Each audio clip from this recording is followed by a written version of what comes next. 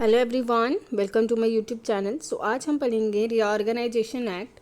इससे पहले मैंने आपको एक लेक्चर में बता दिया था, तो आप सब वहाँ पे चेक कर सकते हैं। Constitutional history of Jammu and Kashmir के जम्मू एंड कश्मीर का जो संविधान है वो कब लागू हुआ था, हम उसके बारे में भी पढ़ चुके हैं। सो आज मैं आपको कुछ इम्पोर्टेंट जो है टॉपिक अपने उसके बारे में बताऊंगी। Reorganisation act 2019 for JK, SSB and SI exams जो अभी होने वाले हैं, और इसमें हम वो क्वेश्चंस भी कवर करेंगे जो अभी हेल्थ एग्जाम्स में पूछे गए हैं।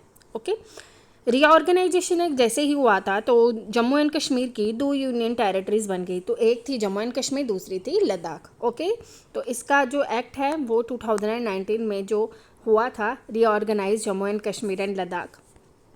तो किसके पास अथॉरिटी होती है कि वो स्टेट को बना सके या यूटी को कन्वर्ट कर सकते, रीऑर्गेनाइज कर सके? तो किसके पास अथॉरिटी होती है? वो होती है पार्लियामेंट के पास अथॉरिटी, जो रीऑर्गेनाइज करती है स्टेट को, यूटी को ऑल्टर कर सकती है बाउंड्रीज़ को। तो वो किसके पास अथॉरिटी होती है? पार्लियामेंट के पास अथॉरिटी होती है, या उसको लेजिस्लेटिव बॉडी या लॉ मेकिंग बॉडी भी बोलते हैं। कॉन्स्टिट्यूशन ने, अब इसको पार्लियामेंट को पावर किसने दिया है? तो हमारे भारत के जो संविधान है, जो भारत का कॉन्स्टिट्यूशन है, उसने पावर दी है पार्लियामेंट को कि वो स्टेट को बना सके। अब जो हमारा इंडियन कॉन्स्टिट्यूशन है उसमें कौन कौन से आर्टिकल्स डील करते हैं ऑर्गेनाइजेशन ऑफ द स्टेट या रीऑर्गेनाइज करना? तो वो पार्ट 1, आर्टिकल 1 से लेके 4 तक it deals with the reorganisation of the state. तो part 1 deals with the union territories. Okay, parliament में कौन कौन आता है? Lok Sabha, Rajya Sabha and president. इन सबके पास इक्वल पावर होती है कि वो इंट्रोड्यूस कर सके किसको? बिल को पार्लियामेंट में। तो लोकसभा के पास भी पावर होती है एंड राज्यसभा के पास भी पावर होती है कि वो पार्लियामेंट को बिल, जो पार्लियामेंट का जो स्टेट रीऑर्गेनाइजेशन का जो बिल है उसे पार्लियामेंट में इंट्रोड्यूस कर सके।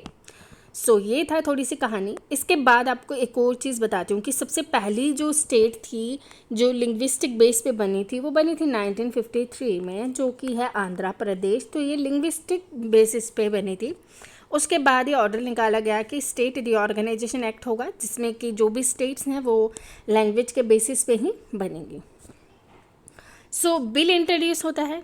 उसके बाद जो प्रेसिडेंशियल ऑर्डर यानी कि जो स्पेशल स्टेटस होता है जम्मू एंड कश्मीर का, वो कौन से ऑर्डर से आया था? प्रेसिडेंशियल ऑर्डर, यानी कि 1952 में एक दिल्ली एग्रीमेंट हुआ था, जिसमें कि आर्टिकल 35A भी डाला गया था।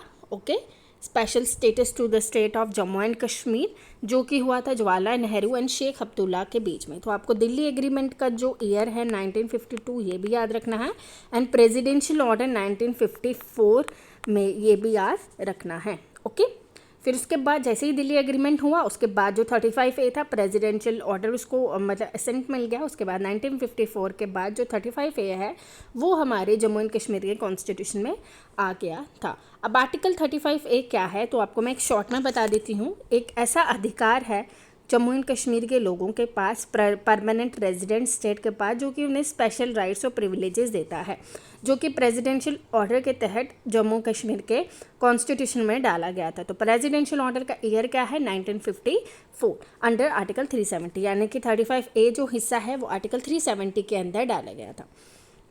इसमें क्या क्या प्रिविलेजेस थी कि उनके पास जो बाहर की जो स्टेट के लोग हैं वहाँ पे प्रॉपर्टी नहीं खरीद सकते। ओके, तो नॉन परमानेंट रेजिडेंट जो स्टेट के हैं वो नहीं खरीद सकते।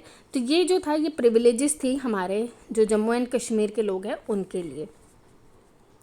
देन उसके बाद जो बिल इंट्रोड्यूस होता है सबसे पहले वो राज्यसभा में होता है 5 अगस्त को by the ministry of home affairs, Amit Shah के द्वारा। ठीक है, 6 अगस्त को उसको लोकसभा की असेंट मिल जाती है, पास हो जाता है। देन 9 अगस्त को उसको प्रेसिडेंशियल अप्रूवल भी मिल जाता है। तो आपको ये जो पैरा है इसकी डेट्स सबकी याद रखने हैं। 5 अगस्त को राज्यसभा की असेंट मिलती है अमित शाह के द्वारा। ओके, पास किया गया था इसको। एंड देन 6 अगस्त को लोकसभा, एंड देन उसके बाद 9 अगस्त को प्रेसिडेंशियल ऑर्डर, एंड 31 अक्टूबर को क्या हो गया था? ये लागू हो गया था, केम इनटू इफेक्ट। जैसे ही ये बाइफरकेट होता है स्टेट जम्मू कश्मीर का, तो 2 यूटी में आ जाता है। एक है हमारी यूटी जम्मू एंड कश्मीर, तो अंडर सेक्शन 4। तो सेक्शन 4 किसके रिलेटेड है ये आपको पता होना चाहिए, UT of Jammu and Kashmir. Section 4 is related to duty of Jammu and Kashmir. Section 5 is related to duty of Ladakh. 103 sections and 5 schedules हैं. उसके बाद 239 of the constitution of India, Puducherry model जो है will apply to the UT of Jammu and Kashmir. Lieutenant governor जो है वो administer करेगा. First lieutenant governor Girish Chandra Murmu हैं. तो जो सीट्स हैं वो भी जो थी वो बढ़ा दी गई, 107 से कितनी कर दी गई, 114 कर दी गई थी. रिजर्वेशंस थी एसटीज एससीज के लिए, 2 वुमेन नॉमिनेट की जाएंगी बाय लेफ्टिनेंट गवर्नर.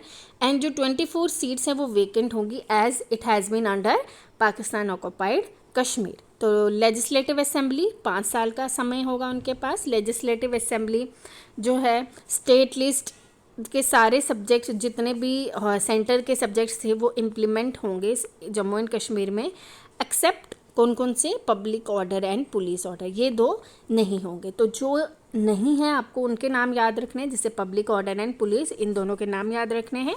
बाकी जो हैं उनके याद रखना ज़्यादा ज़रूरी नहीं होता है. काउंसिल ऑफ मिनिस्टर कितने होंगे, 10%. तो ये 10% याद रखेगा. Total member of the legislative assembly including CM. Council of minister कितने % होंगे, 10% होंगे. देन उसके बाद यूटी ऑफ लद्दाख, जिसमें करगिल एंड लेह डिस्ट्रिक्ट जो भी एडमिनिस्टर की जाएगी बाय लेफ्टिनेंट गवर्नर.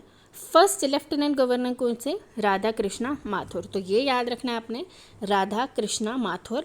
जो लद्दाख है उसमें सिर्फ 1 सीट होगी लोकसभा की.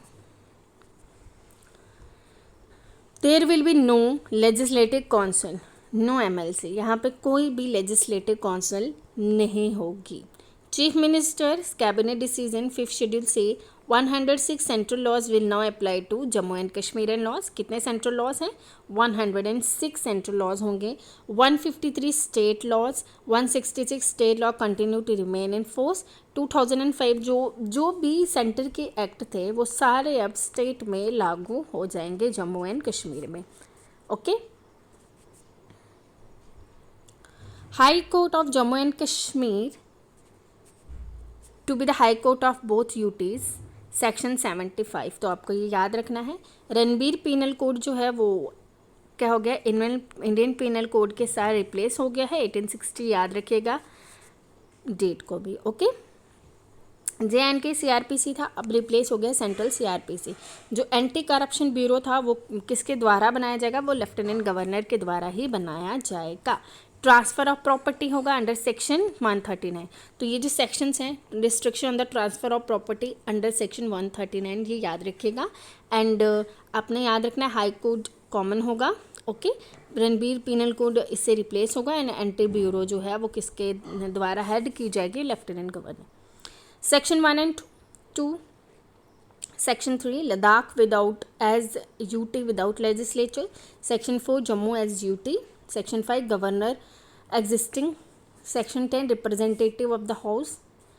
Okay. Duration, salary, power and privileges of the member, ये आपको याद रखना है. देन उसके बाद आ जाता है जो इम्पोर्टेंट है वो है Section 57 जो कि है abolition of the legislative council. 53 जो कि है council of minister. 75 common high court. 93 provision to the state public service commission. तो ये कुछ इम्पॉर्टेंट है, आपको इनको याद रखना है. और कुछ भी हैं जैसे कि सेक्शन 9. सेक्शन 9 जो है वो किससे रिलेट करता है, 4 सीट्स होंगी JNK में, किसकी, राज्यसभा की. सेक्शन 9 कहता है. एंड अब इसके बाद जो है सेक्शन 10 क्या कहता है, 5 सीट्स होंगी जम्मू एंड कश्मीर में, किसकी, लोकसभा की. ओके. यानी कि 5 seats of Lok Sabha in Jammu and Kashmir, जिसमें कि 1 सीट्स होगी फॉर लद्दाख. सो उसके बाद यहाँ पे मैंने कुछ इम्पॉर्टेंट और लिए हैं, जैसे कि अभी जो पूछा गया था क्वेश्चंस, वो पूछा गया था कि सेक्शन 85 जो है वो एडवाइजरी कमेटी है. एडवाइजरी कमेटी जो है वो कौन से सेक्शन में आती है, 85 में आती है. तो आपको ये याद रखना है. उसके बाद आपको ये भी याद रखना है इसमें high court of Jammu and Kashmir section 75. And उसके बाद ये वाला आपको याद रखना है, एडवोकेट जनरल सेक्शन 97। आपको यहाँ पे जितने भी ये सेक्शंस हैं ये सारे याद रखने हैं। अगर आप इनको सीक्वेंस में याद रखेंगे तो आपके लिए बहुत आसानी होगी, बिकॉज़ ये जो है इस पेज में से ये वाली सेक्शंस और ये वाली सेक्शन जो है वो पूछी गई हैं, इसलिए मैंने आपके लिए ये सेक्शंस लाई हैं ताकि आप इनको एक थोड़ा सा गो थ्रू हो जाएं। अगर आप इनको अच्छे से पढ़ लेंगे तो आपको बहुत ही आसानी हो जाएगी। Okay, so section 81 UT authorisation, and उसके बाद distribution of revenue 83, 84 application of this part, and then advisory committee.